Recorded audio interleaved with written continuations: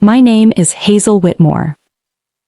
He said I was old and dead to him, so I buried our $1 million home instead. You know how people say love fades slowly? For me, it didn't fade, it shattered, clean, sudden, and loud. I met Daniel 15 years ago at an art auction in Seattle. I was 34, running my own interior design firm, confident but soft-spoken.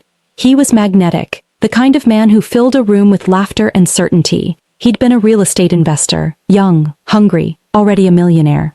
When he spoke to me that night, I felt seen, like he was peeling away layers I didn't know I had.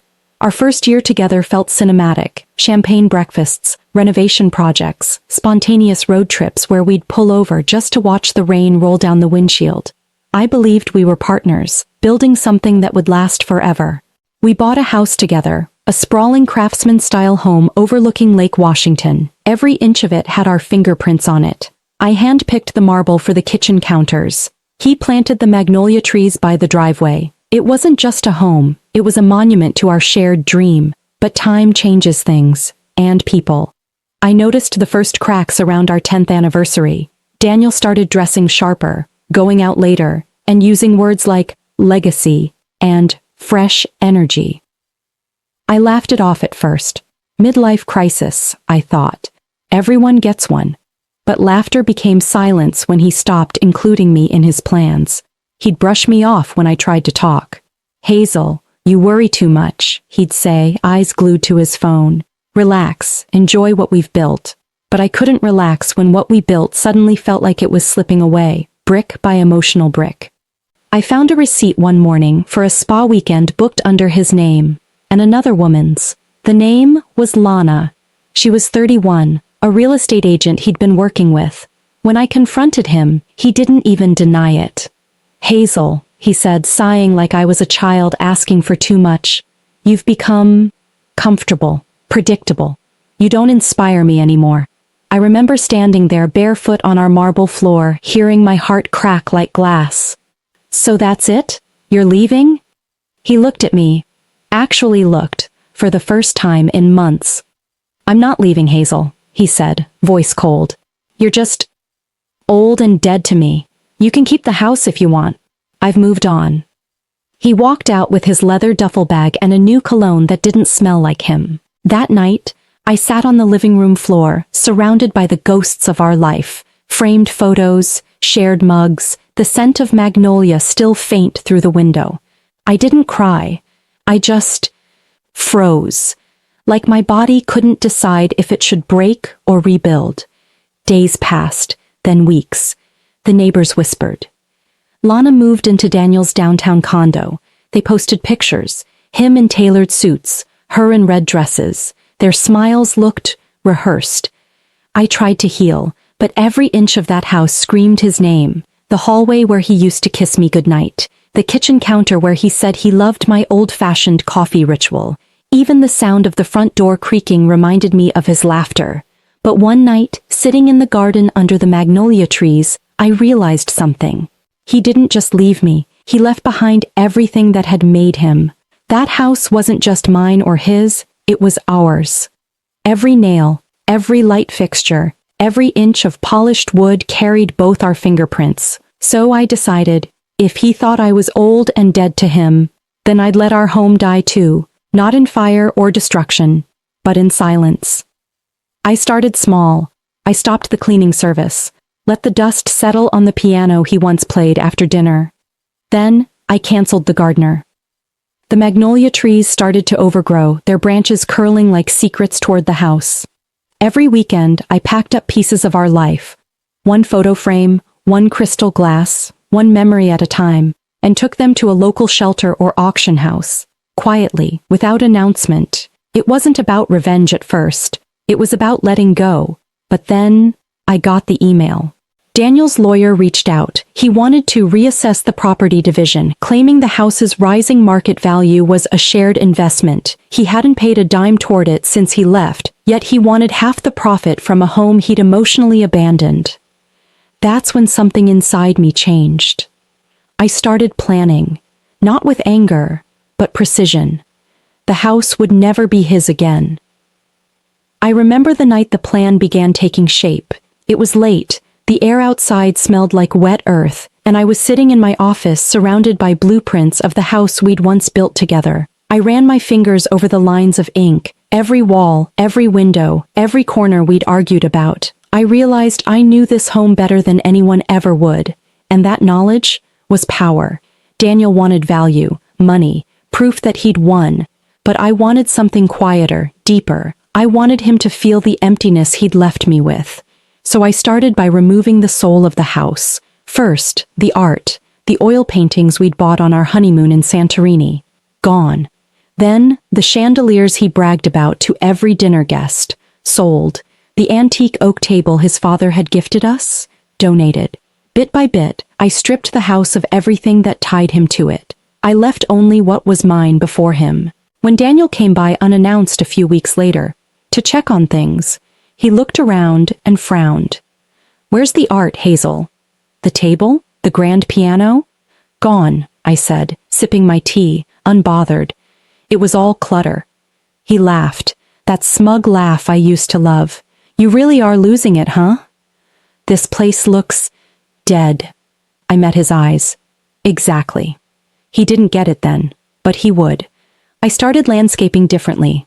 The magnolia trees, his favorite part of the garden, I let them grow wild until their roots pushed against the foundation. I stopped pruning the vines along the terrace, and soon they crept up over the windows, dimming the light inside. It was beautiful, in a haunting kind of way. The house began to look like it was slowly being swallowed by nature, forgotten, hidden. Meanwhile, Daniel kept posting pictures of his new life. Champagne brunches, yacht parties, Lana in designer dresses I could never pull off. But I noticed something in his eyes. A tiredness. Maybe guilt. Maybe boredom. I didn't care. I had my project. I called a local preservationist one morning and asked if he knew anyone who specialized in architectural restoration concealment.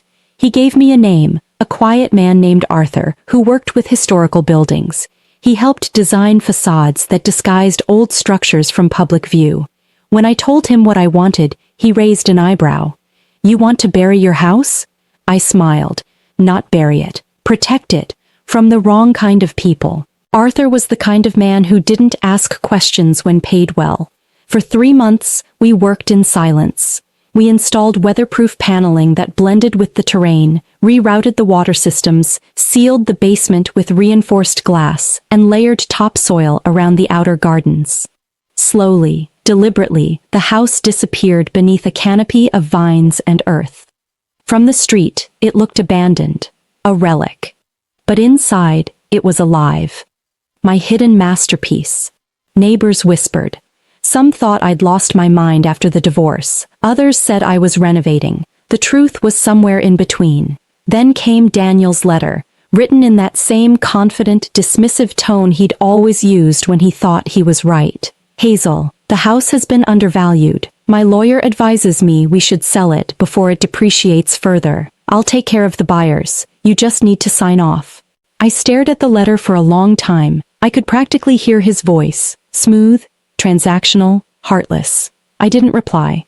Instead, I sent him a single photograph. The house, covered in vines, windows dark, driveway cracked with moss. No words, no explanation. Just the image. The next day, he called. "What the hell did you do?" he barked through the phone. "I made sure no one could ever profit from our love," I said softly. "Not even you. You're insane, Hazel. That house was worth over $1 million. Was, I corrected. Now it's worth peace." He hung up. But that wasn't the end. A week later I received a notice, a legal demand to restore the property to marketable condition. Apparently, he'd filed a claim arguing I'd maliciously devalued the shared estate. I didn't fight it directly. I didn't have to. Instead, I invited a local historical society to appraise the land. I told them it was a potential conservation site. They came, fell in love with the natural overgrowth, and within months filed to register the area as a protected heritage zone. Daniel's $1 million mansion was now classified as an untouchable preservation property. It couldn't be sold, demolished, or altered, not without government approval. When he found out, he showed up at my gate, red-faced and trembling. "You ruined me, Hazel," he spat. "Do you even know what you've done?" I looked past him, toward the buried home. "I just gave our love the funeral it deserved." He left in silence that day. For once, no insults, no arrogance, just quiet defeat. But I didn't smile. Not then, because I realized something. Revenge doesn't feel like fireworks. It feels like stillness, and sometimes that's louder. After that day, the silence around the house became its own kind of music. A low hum of wind through the magnolias, the sound of rain tapping softly against the buried glass. I stopped checking social media. I stopped waiting for an apology that would never come. But fate, as always, loves irony. A few weeks later, I got a call from a journalist. A local magazine was running a feature on Seattle's forgotten estates, abandoned homes swallowed by nature. She'd stumbled upon mine, intrigued by its beauty. "I've never seen anything like it," she said breathlessly. "Would you mind if we photographed it?" For a moment, I hesitated. Then I said, "Sure." The article came out 2 months later. A full spread titled, "The House That Nature Claimed." It was poetic, haunting, and oddly beautiful.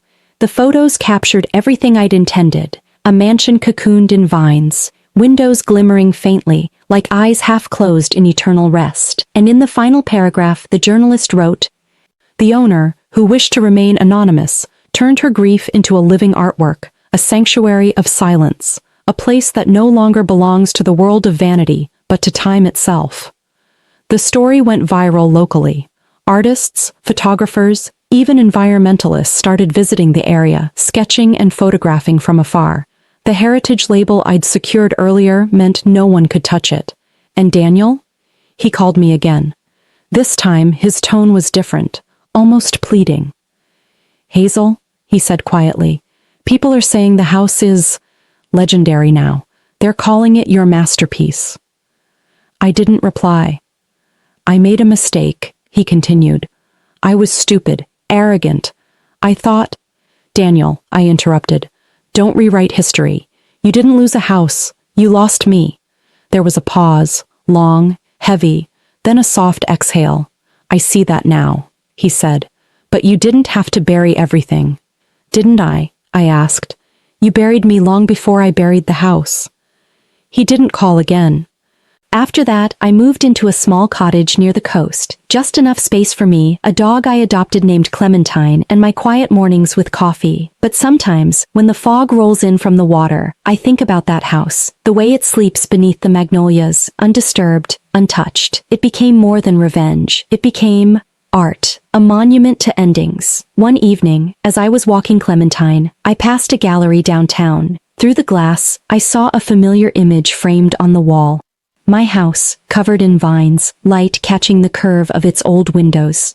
The plaque beneath it read, "Burial of Beauty, Artist Unknown." I stood there for a long moment, watching strangers gaze at it with wonder. None of them knew the story. None of them knew the heartbreak, the rage, the quiet transformation behind it. But that was the beauty of it. I didn't need them to. A week later, I received a letter, handwritten, elegant, familiar. "Hazel, I saw the exhibition. I finally understand what you did. You made something eternal out of what I destroyed. I'm sorry, truly. D." I didn't respond. I folded the letter, placed it in a box with our old wedding photo, and buried it beneath the magnolia roots behind my cottage. The soil was soft, damp with last night's rain. I pressed my hand against the earth and whispered, "Rest." But life, it seems, had one more twist for me. 2 months later, a real estate company contacted me. They offered a massive sum to feature the buried house in a documentary, something about art, grief, and resilience. The offer was tempting, but I said no.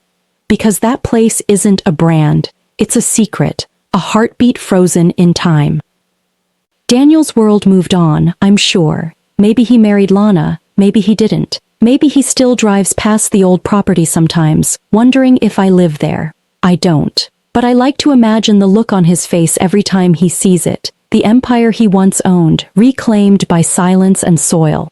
Sometimes I dream of it, the golden light slipping through cracked windows, the slow sway of vines in the breeze. It doesn't haunt me anymore. If anything, it reminds me who I became after being broken. Someone capable of building and burying beauty on her own terms. And in that stillness, I found something Daniel never could: peace. The day I went back to the house one last time, the air was heavy with the scent of damp earth and rain-soaked magnolia blossoms. The driveway was almost gone, hidden beneath moss and ivy, and for a second, I couldn't tell where the stone path ended and the garden began. It had been nearly 2 years since Daniel left. The vines had thickened, curling like veins across the windows. The roof shimmered green under a film of moss. Even the front door, that beautiful oak arch he once bragged about, was barely visible anymore. I stood there with my hands in my coat pockets, breathing it all in. I wasn't sad. Not anymore. The sadness had long since dried up, leaving only stillness. The kind that comes when you've already survived the storm. When I stepped inside, the house didn't feel like a ruin. It felt sacred. The air smelled of wood and dust, the light filtering in through the few uncovered cracks like ribbons of gold. My footsteps echoed in the empty rooms, the same rooms where we'd once danced barefoot, argued over furniture, and made plans that never happened. Every corner carried a ghost. But they were quiet ghosts now. Gentle, almost kind. I ran my fingers along the wall of the living room, tracing the spot where Daniel had once hung a massive mirror. It was gone, of course. I'd sold it, but I could still see my reflection in memory, younger, trusting, believing love was permanent. It's strange how you can love someone so much that you start losing yourself in the process. Then one day when they leave, you don't even recognize who you were anymore. That's what this house had taught me. Love, when poisoned by pride, becomes a kind of death, but burying it, that's where rebirth begins. I walked to the back of the house where the magnolia trees stood like sentinels. Their roots had grown deep, pushing through the soil in tangled patterns. I knelt, brushing away fallen petals, and found the small stone I'd placed there years ago, the one that marked the symbolic burial of our home. It read, simply, "What once was ours, now belongs to time." For a long moment, I just sat there, eyes closed, listening. The wind through the leaves almost sounded like a whisper. Maybe it was the house exhaling, maybe it was me. Then, a car door slammed in the distance. I turned. Daniel was there, older, thinner, his once perfect posture sagging under invisible weight. He stood by the gate, looking at the house with a kind of disbelief, like he couldn't decide whether to be angry or amazed. "Hazel," he said softly, walking closer. "It's still standing." "Of course it is," I replied. "I built it to last." He stopped beside me, his eyes wet but stubborn. "I keep thinking about what you said, about burying what was dead." I didn't answer. I just waited. "I thought I could replace you," he said after a long pause. "That love was something you could trade for newer, shinier things. But you—" He looked around, gesturing helplessly to the house. "You turned pain into art." "I turned silence into power," I corrected gently. He nodded, swallowing hard. "It's beautiful, Hazel. It's tragic, but beautiful." "It's not tragic," I said. "It's honest. Tragedy is pretending something still lives when it doesn't." He stared at me for a moment longer, then whispered, almost to himself, "I wish I'd understood you back then." I smiled faintly. You never listened to silence long enough to hear what it said. He left without another word. The sound of his footsteps faded into the distance until all that remained was the soft rustle of leaves. And that's when I knew it was over. Not just the marriage, or the anger, or the ghost of what could have been. It was all over. I stood up, brushed the soil from my hands, and whispered a quiet goodbye. Not to him, but to the version of myself who once waited by that door, hoping to be chosen. As I walked away, the last sunlight slipped through the magnolia branches, bathing the house in a golden haze. It looked peaceful, almost like it was smiling. I didn't look back again, because sometimes the truest revenge isn't destruction, it's transformation. And sometimes peace isn't found in what you rebuild, it's found in what you finally let stay buried.